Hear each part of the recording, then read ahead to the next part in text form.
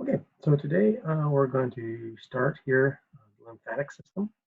So this is kind of an interesting thing because it resides in a space between the circulatory system, where we just left off, and the immune system, where we're going next. Um, in that it began life in an evolutionary sense, anyway, began life as a means to return fluid to the blood. So when blood flows through a capillary network, it leaks, right? That's part of the idea, right? Um, Gases, nutrients, hormones, whatever, leave the bloodstream, but as they do so, they also leave in plasma. And as we've discussed before, we need to make sure that that plasma gets back into the blood, right? Because that's volume. And if we're losing fluid, we're losing volume. Losing volume, we run the risk of hypovolemic shock and we die. Right? So we need to have a way of getting that back into the circulatory system.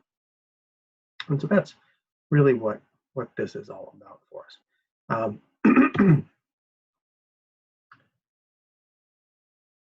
So what we're going to deal with then, right, is a series of what we'll call lymphatics or lymphatic vessels.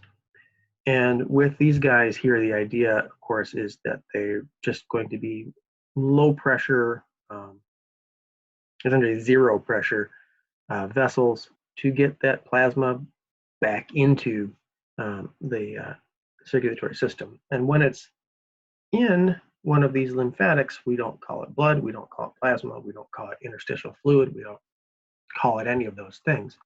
We call it lymph. Now, it's the same fluid. It hasn't changed in any meaningful way. It's just somewhere else, and so we call it by a different name. That's all that is. The other big thing here with these lymphatic vessels, and this is where the immune system stuff starts to come into play, are these structures here called lymph nodes. And cleanse, maybe not the best word. Cleanse, more sort of monitor, right? It's a way of watching for pathogens and other things that are going to be maybe traveling in this lymph. So it's a way that we can monitor what those things are and expose parts of our immune system to things that need to be taken out. Besides that, we're also going to have a series of what we'll call lymphoid organs, lymphoid tissues, and this is the immune system part of it. We talked a little bit already. We talked about the circulatory system and the formed elements, the white blood cells, right? And we talked about the fact that they're going to play a role in the immune system. I haven't really talked about what they do yet, but the fact that they play a role in it, right? Well, the structural part of the immune system then is going to be these lymphoid organs, okay? And the reason for that being that this is where a lot of these important cells, so phagocytes, so things like monocytes, neutrophils, stuff like that, dendritic cells, can live, as well as lymphocytes, B cells and T cells. Specifically, these organs are going to be things like the spleen, although we'll talk about the spleen also in terms of it being a circulatory system organ, right? The thymus, which is a structure we haven't talked about yet, but it's an important thing for us. And then tonsils, and then what we'll call other lymphoid tissues, right? And this will be stuff, we'll talk about stuff called MALT, we'll talk about other things like that, that we associate with places that are exposed to the outside world. Mucous membranes is a term you've probably started to hear a lot more than you have in the recent past. And that's where we expect to find these lymphoid tissues. So the lymphatics themselves, again, remember the idea here is that they're returning this fluid that leaked out of the capillary. We're bringing it back to the blood. This is about 3 liters a day. So if you remember, you have about a little north of 5 liters of blood in your body. So if we didn't have these lymphatics, you would go from 5 liters down to 2 liters, and that's bad, right? That will kill you pretty fast. So this is a really, really, really important thing for us, okay?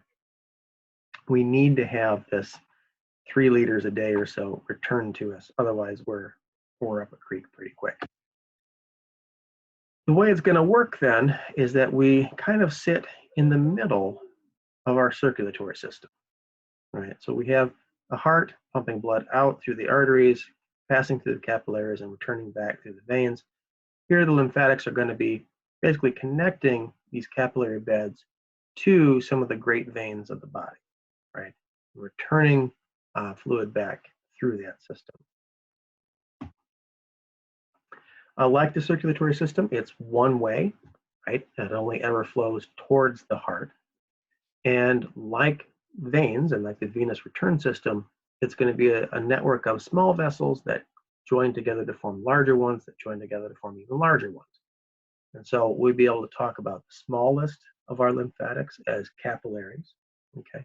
And these capillaries will join together to form collecting vessels. And these collecting vessels will join together to form trunks, and the trunks will form together as ducts. Now this, everything here in bold, is essentially or exactly, depending on the level of detail, essentially symmetrical on both sides. The ducts, on the other hand, are going to be very asymmetrical. The right and left sides are going to be very, very different. Okay, so the right duct, the thoracic duct, very, very different. Starting with the capillaries, they are really quite similar to blood capillaries, except even the most permeable capillaries we had still were not letting really big things out, right? We get all the way down to the wimpiest capillaries that we could possibly find, things that were letting cells pass across. Even they're still not as permeable as these lymphatic capillaries, right? Because the whole point of the capillary here, the lymphatic capillary, is to bring in big things, right? Take up big chunks of stuff. So this is protein, this is damaged cells, this is cells, right? Pathogens, so bacteria, virally infected cells, cancer cells, whatever, okay? And bringing it back into the lymph. And so not only does the lymph then travel upward, but also all of these other things travel with it. And the way that this works, I'll skip ahead here to show you this picture. The way that this works is that the structure of the capillary is set up with these sort of sheet-like cells. And these sheets are anchored at one end, but not the other, right? So this end is stuck to connective tissue, right? This part is not. And so this little end of the flap, or this end, the little flap here, can fold in, right? This part can kind of tuck in. And as this tucks in, anything big can pass directly through here and into this capillary, okay? These are called mini valves, right? And they're what allow big things like cancer cells or pathogens or whatever else. They're what are going to allow these things in, right? But they are one way, like every other valve in your circulatory and associated systems. They are one way, in only. They don't let things back out. These are everywhere that we've got capillary beds, right? So you don't have any capillary beds in your bones or your teeth. There's no capillary beds in your bone marrow, okay? There's no capillary beds in your central nervous system. There's no blood there, right? They're not in your epithelia, okay? They're not in these places. They're only in places where we have capillary beds. There are also some specialized lymphatic capillaries that we call lacteals. And these are going to be found in the intestines, really the small intestine. And the idea here is that when we try to absorb fats into our bloodstream, right, from our digested food, we run into a problem, right? And that is that fat is hydrophobic, right? It doesn't want to mix with water. So to transport it in blood, which is mostly water, we have to surround it with proteins. It's this big old nightmare of a molecule. So in order to get that then into the bloodstream, we have these modified lymphatic capillaries called lacteals that, because they have these mini valves, can permit this big molecule to come in. Once we go from there, we end up in collecting vessels. And these are very, very similar to veins. There's no pressure whatsoever. Even a vein has small blood pressure. A lymphatic vessel has no blood pressure. So they have even thinner walls, right? They're going to have more valves than typical, all right? So even though a vein typically has a lot of one-way valves in it, A collecting vessel is going to have even more. And they're going to run next to big vessels, right? So they're going to run next to veins on the surface and next to arteries that are a little bit deeper. And that, again, because of the, I guess, relative danger of having one of those vessels damaged. An artery, because it's under pressure, if you nick an artery, you will lose a lot of blood very fast. So you want to keep those buried. The vein, because it's under low pressure, it's not going to bleed out as quickly, so you can have those closer to the surface. That's all that's all about.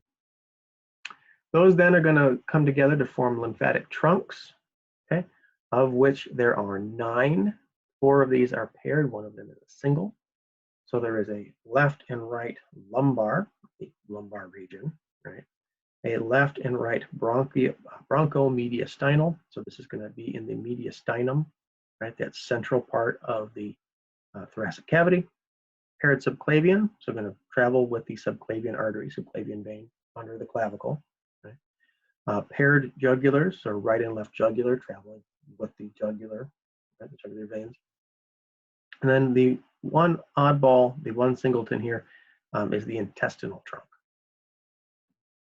And those then are going to form into one of 2 ducts, right? So this is where we start getting out of symmetry, okay?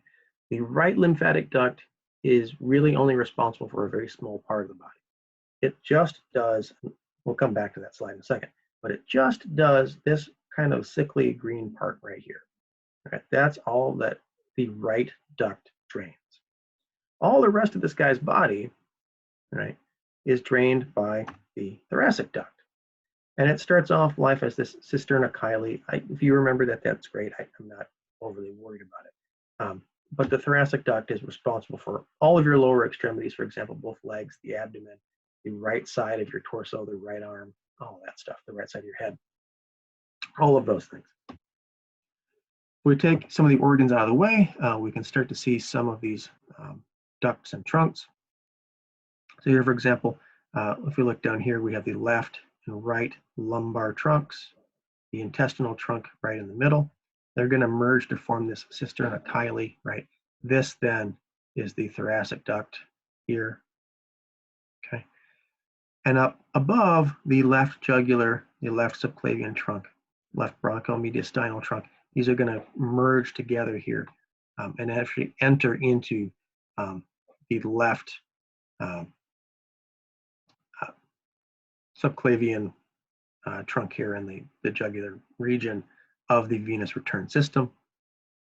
The right duct then arises from the right jugular and the right subclavian trunks.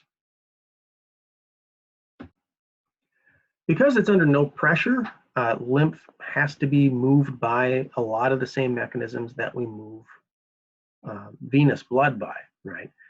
So actions of skeletal muscles, right? That milking action we talked about before, where we squeeze a vessel and it moves from one level as determined by a one-way valve to the next, and up and up and up and up. The respiratory pump we talked about before, where we breathe in and we increase pressure in the abdominal cavity and lower pressure in the thoracic cavity. Of course, there are lots of valves, okay?